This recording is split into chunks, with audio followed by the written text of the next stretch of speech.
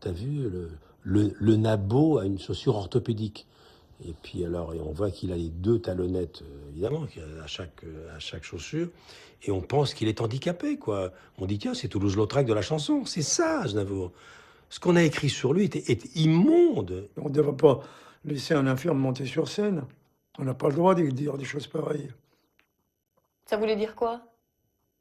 Ça voulait dire que j'étais tellement mauvais que c'était une infirmité. Non, mais la critique est une aide. Pour moi, ça a été une aide parce que j'ai eu les dents très longues après ça.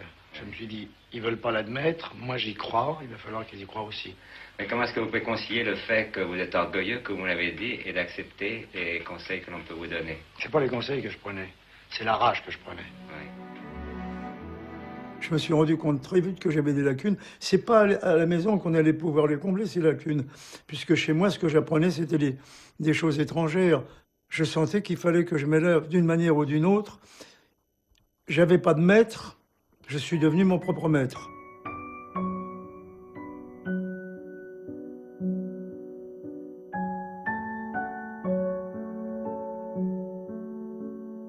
Moi, je n'avais pas peur de demander des conseils à des gens. Je me disais pas, je vais passer pour un imbécile. Je demandais des conseils à des gens sur des mots que je comprenais pas, sur ce qu'il fallait lire. Tout le monde sait autour de moi que première fois, là, je posais une question à Jean Cocteau. Je lui ai demandé, à votre avis, qu'est-ce que je devrais lire, moi qui ne sais rien?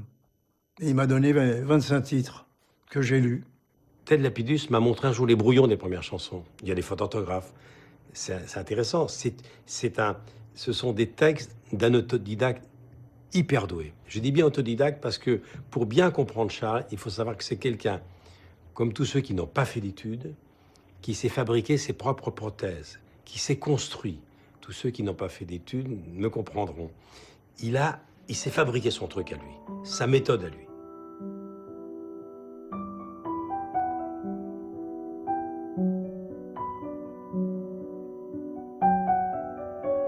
Il fallait que l'idée me vienne, qu'elle travaille, qu'elle soit prête dans ma tête, que j'écris vite, mais je pense longtemps à mon sujet. Je retrouve des phrases que je mets comme ça sur un petit bout de papier. J'ai des tas de petits bouts de papier comme ça. Et les phrases me servent par la suite. On n'est jamais vraiment l'inventeur d'une phrase, je crois pas. Je crois que les phrases, on les construit à travers ce qu'on entend, ce qu'on lit. Je suis le résultat de 1000 personnes, finalement. Jamais une chanson est faite à la va-vite. Il travaille sur un mot, c'est ce qu'il y a d'extraordinaire. Il travaille pour trouver le mot juste, pour dire exactement ce qu'il ressent sur un sentiment. Le mot doit avoir son poids, son rythme, sa couleur.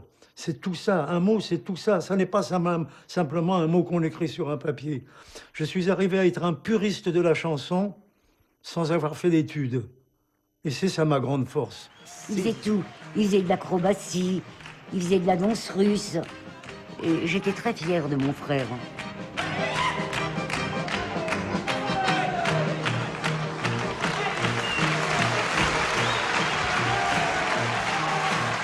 J'avais tout fait. Varna, Henri Varna, patron du Casino de Paris quand même, qui m'a vu, il m'a engagé, j'étais dans la revue, et à un moment donné, il m'a dit, vous savez danser? J'ai dit, oui, j'ai fait de la danse classique. Il m'a dit, oh ben justement, il nous en manque une.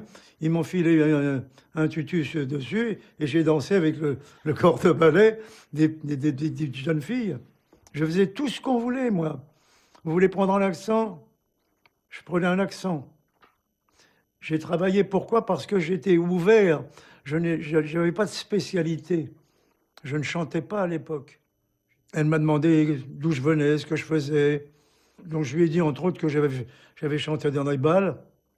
Elle m'a dit, alors tu danses? Moi, j'ai dit oui. La valse? Je dis bien sûr. À l'envers, je dis comme sur une assiette. Et on a dansé. Et là, elle m'a senti de la même famille, quoi. De là, on ne s'est plus quitté.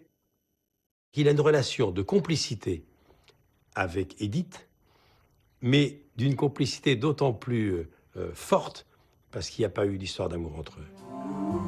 Edith prend Charles sous son aile. Elle lui présente toutes les stars, l'installe chez elle et l'emmène partout. Notamment à New York, quand elle épouse le chanteur Jacques Pils, en présence de Marlène Dietrich. Il commence à écrire frénétiquement, pour elle et pour d'autres. La môme devient son mentor.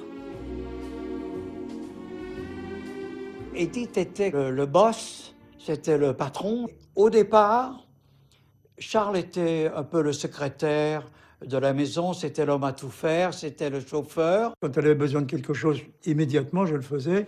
Je conduisais la voiture aussi. Non, je faisais tout, oui.